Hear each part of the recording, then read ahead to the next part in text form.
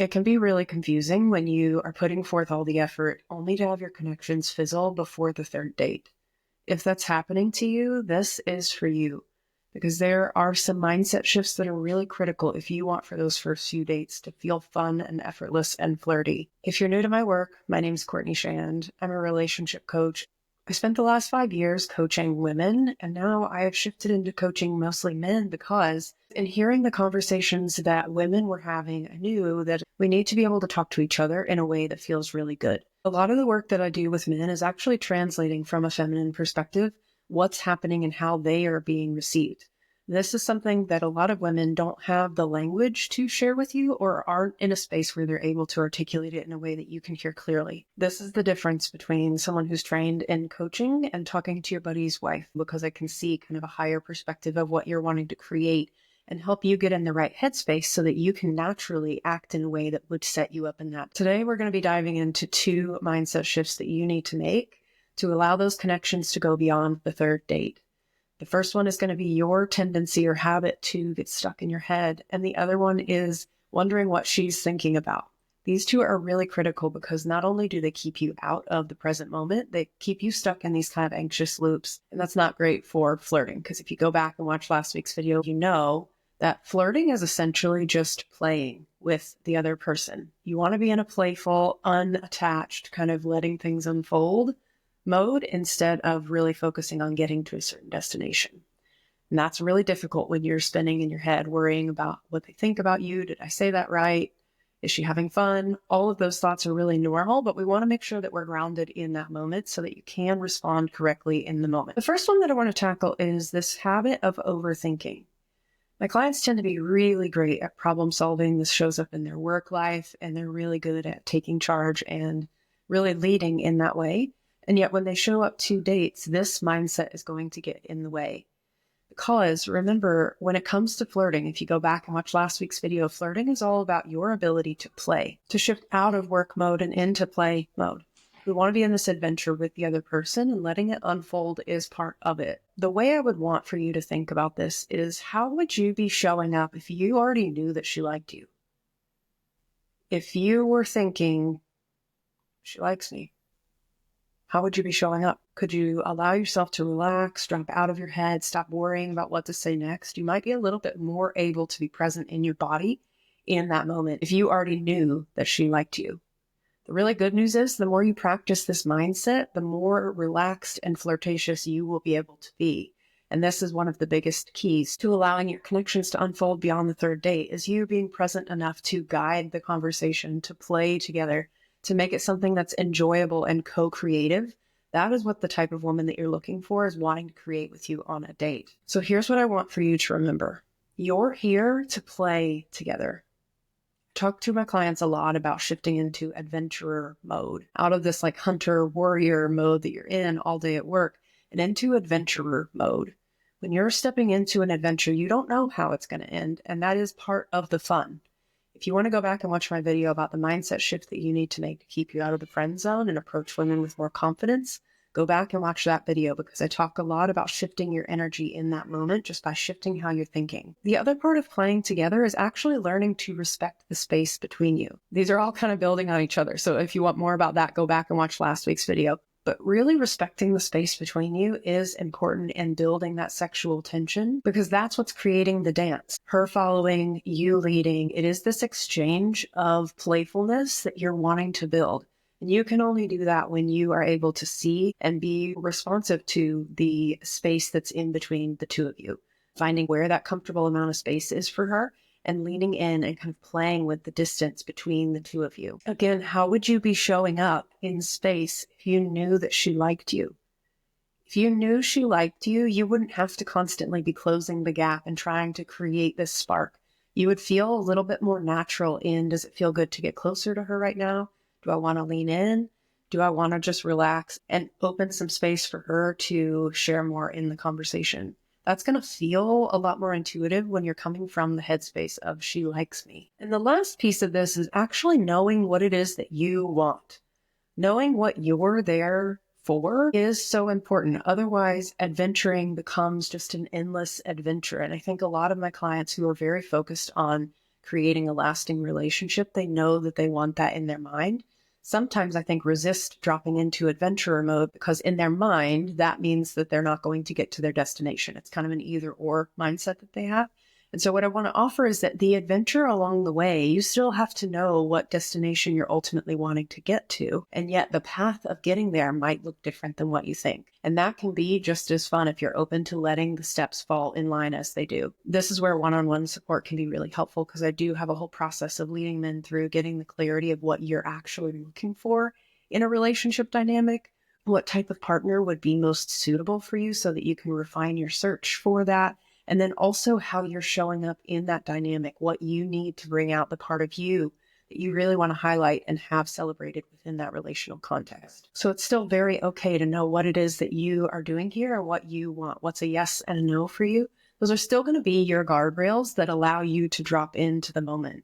This is something that I used to work with feminine clients on all the time, is your boundaries actually allow you to be even more present because you're not going to say yes to something that's outside of your parameters. You're going to be able to say, no, I'm not going over there because that doesn't lead me in the direction that I'm wanting to go. But this is where I can play and really drop in and be playful and in the moment with you in exchange. And this is something that men and women get to work on, is both learning how to hold your boundaries of what you ultimately want and what works well for you, as well as being present enough to respond in the moment so that you're still co-creating this path together and have fun with it. The other reason that flirting may not feel natural to you is if you're going in with the intention of impressing her or being someone that she wants to be with. Sometimes this can be really insidious because we're not consciously going in saying, I want to pretend to be someone I'm not. We want to just be ourselves, but sometimes we don't actually know what that means. And this is, again, where doing a little bit of clarifying work can be really helpful for you to get clear on what it is that you are looking for so that you can be forthcoming with the information that she would need to discern if you're the right fit for her as well. The other benefit of you committing to not trying to be who you think she wants you to be, it increases your trustability and therefore her turn on. Humans in general, and I'm going to say women in this context, but this is human in general, are turned on by safety and excitement. And when we can combine that safety, that trustability of I am just me, I'm not trying to impress you, it's going to be letting her know that she and her nervous system can just relax into you and trust that you're not going to be presenting something that is later on going to be completely false. This allows her to feel more comfortable and drop her guard around you, which is going to give you the information that you're looking for, as well as create the contrast that is needed for polarity. So the similarity and the difference is what we're looking for. And that kind of like play in between is what creates the sexual tension that we're looking for. So we want that kind of feeling of safety, like, okay, I see myself in you, I can trust you, I can relate to you, as well as, wow, this person's really different from me. This polarity, this masculine and feminine polarity that I talk about a lot, is what's going to create the excitement. So it is this kind of like rubber band effect that creates the tension that you're looking for in that chemistry. Something that's really surprising to a lot of my clients who have a habit of wanting to present in a way that increases the likelihood of her going on another date. And this is probably not something that they would consciously say. It's usually when we get into the underneath layers where it's like, oh, we're actually more focused on going on another date versus what we're building. And that's why I always ask, if you want the questions I would ask you, if you were my client, go back and watch that video. It's a great starting point, is what are you building?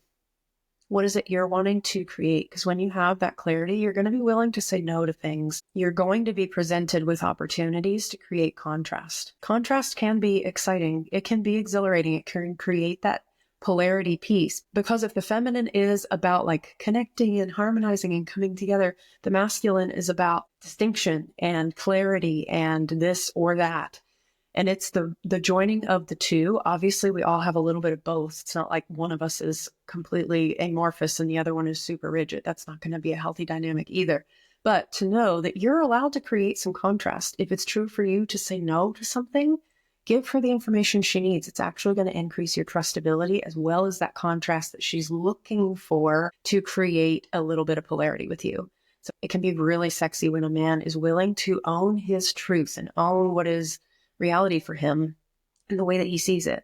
Obviously, caveat to that, we want to be mindful of how you deliver it because the feminine is so driven for connection. If you completely shut her down or make her wrong for it or aren't willing to continue the conversation because it's just a hard no, that's going to sever connection for the feminine. And it's going to be really difficult for her to want to continue to open her heart to you. So just keep in mind that the way that you disagree is really important, but the disagreement itself is very rarely the reason that she won't want to go out with you again. And when in doubt, one of the gifts of the masculine is clarity.